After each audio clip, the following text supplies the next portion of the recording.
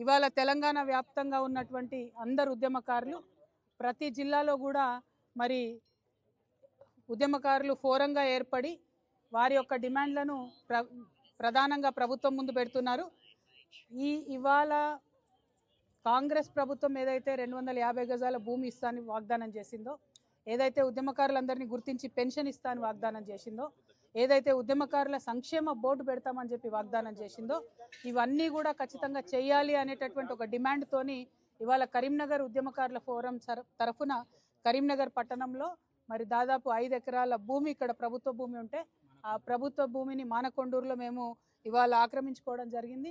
ఆక్రమించుకోవడం అనేటటువంటి పదం కావాలనే నేను వాడుతున్నా. ఎందుకంటే ఈ భూమి తెచ్చిందే, ఈ భూమి కొట్లాడి తీసుకొచ్చిందే, తెలంగాణ కొట్లాడి తీసుకొచ్చిందే ఉద్యమకారులు. మరి వారికి ఇచ్చినటువంటి మాటను కూడా నిలబెట్టుకోకపోతే ప్రభుత్వం కంప్లీట్గా ఫెయిల్యూర్ అని అర్థం. మీరు ఫెయిల్ అయింది కాబట్టి, మీరు భూములు ఇస్తలేరు కాబట్టి మేము ప్రజల పక్షాన్ని నిలబడి మీ భూములను వారికి ఇవ్వబోతా ఉన్నాం. మీరు వచ్చి డిస్టర్బ్ చేయొద్దు. మీరు ఏదో పోలీస్ జూలుం చేసి ప్రదర్శిస్తామనుకుంటే కుదరదు.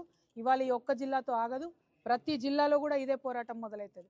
హైదరాబాద్, రంగారెడ్డితో సహా ప్రతి జిల్లాలో భూములను ఆల్రెడీ మేము ఐడెంటిఫై చేసినాం.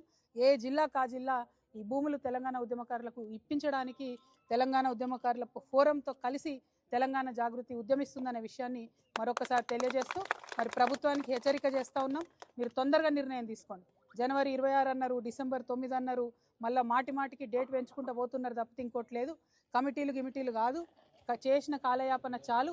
తొందరగా ఉద్యమకారులకు భూమి ఏర్పాటు చేయవలసిందిగా డిమాండ్ చేస్తున్నాను. Thank you. జై తెలంగాణ, జై జాగృతి, ఉద్యమకారుల ఐక్యత.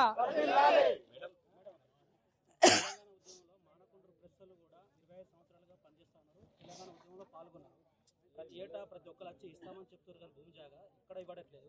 ఇక్కడ కొంచెం చూపెట్టారు కానీ ఎవరికి ఇవ్వలేదు మేడం. దాని మీద మీరే? మీకే కాదు బ్రదర్, ప్రతి జిల్లాలో ప్రతి మండలంలో ప్రెస్ మిత్రులకైనా పేదవారికైనా ఇస్తామని చెప్పి చాలా దగ్గరలో వెనక్కి తీసేసుకున్నారు భూములు. కొన్ని దగ్గరలో అయితే అలొకేట్ చేసిన భూములు ఆల్మోస్ట్ ఎంఆర్ఓ పట్టాలు ఇచ్చిన భూములను కూడా వెనక్కి తీసుకున్నారు. ఎన్ని జిల్లాలు పర్యటన చేస్తుంటే తెలుస్తున్నది. ప్రెస్ వాళ్ళు నిజానికి ఎక్కడైనా మంది తక్కువ ఉన్నా కూడా మమ్మల్ని ఎక్కువ చూపించి తెలంగాణ ఉద్యమం సక్సెస్ అయ్యేటట్టు చేశారు. రిలే నిరాహార దీక్షలు చేసినప్పుడు కూడా పదే మీ యాజమాన్యాలు మీకు అడ్డుపడ్డా కూడా మీరు మా అందరికీ మద్దతు ఇచ్చే ప్రయత్నం చేసిండ్రు. సో మిమ్మల్ని కూడా ఉద్యమకారుల కింద లెక్క పెట్టుకొని ఖచ్చితంగా భూములు ఇవ్వాలి. దానికి మేము ఈ పక్షాన్ని నిలబడతామని తెలియజేస్తున్నాం. అదే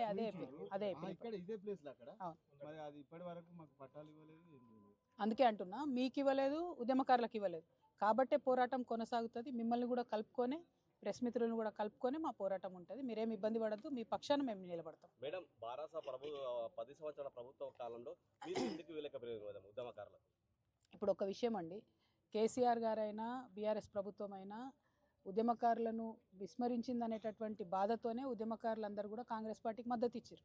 కాంగ్రెస్ పార్టీ ఏం వాగ్దానం చేసింది? మేము 250 గజాల భూమి ఇస్తామని చెప్పింది, పెన్షన్ ఇస్తామని చెప్పింది, అన్ని మాటల్ని కూడా చెప్పింది.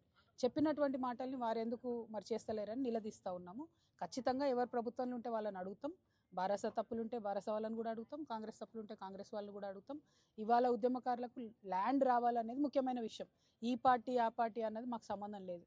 ఇలా కాంగ్రెస్ పార్టీ మాట ఇచ్చింది, వాళ్ళు ఇవ్వాలనే విషయాన్ని మేము కోరుతా ఉన్నాం. Thank you. ఉద్యమకారులకు వచ్చేంత వరకు ఈ పోరాటం ఇలానే కొనసాగిస్తారు రాష్ట్ర వ్యాప్తంగా? 100% ప్రతి జిల్లాలో కూడా ఇట్లానే ప్రభుత్వ భూముల మీద ఉద్యమకారుల జెండాలు వాతుతాం. ప్రతి భూమిలో కూడా మా హక్కు ఉంటుంది. ఎందుకంటే ఉద్యమకారుల చెమట రక్తం లేని ఇలా తెలంగాణ రాలే. సో వచ్చినటువంటి తెలంగాణ కేవలం ఎవరో కోసమో రాలేదు. ఉద్యమకారులకు లాభం లేని తెలంగాణ వచ్చి కూడా వేస్ట్. కాబట్టి ఖచ్చితంగా కొట్లాడతాం వాళ్ళ పక్షాన. Thank you. జై తెలంగాణ, జై తెలంగాణ.